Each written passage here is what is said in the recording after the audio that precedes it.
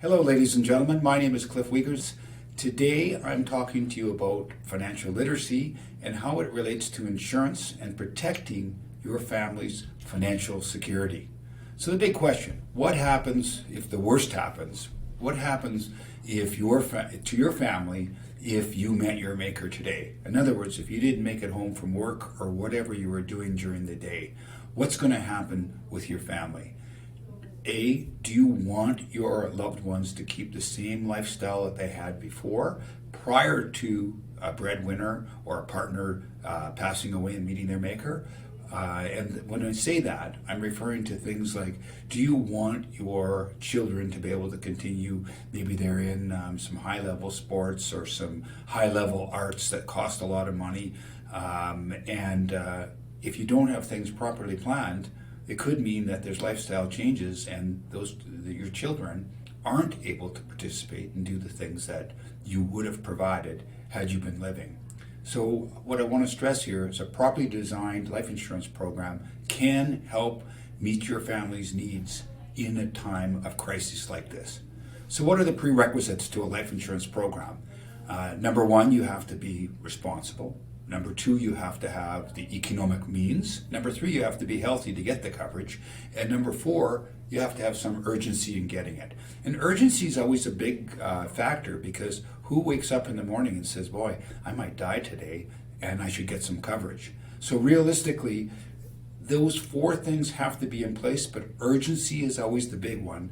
But I always stress to my clients is life is real and crap happens. People don't make it at home, and it wasn't that they planned to have that happen, but a catastrophe might have hit them, a car accident or something like that. So assuming these things are in place, the big thing is to apply for coverage. And once approved and that coverage is put in place, nobody can ever take that away from you, and your family's security is intact.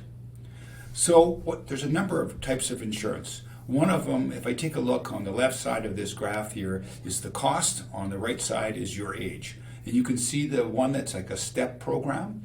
That is a program that starts off and the premiums could be level for 10 or 20 years. And then every 10 or 20 years, the premiums take a predetermined increase. 98 to 99% of the population needs this type of coverage, because this is very inexpensive and they can buy a whole whack of it that will enable them to, again, keep their family's security in place should a disaster happen, and it's affordable.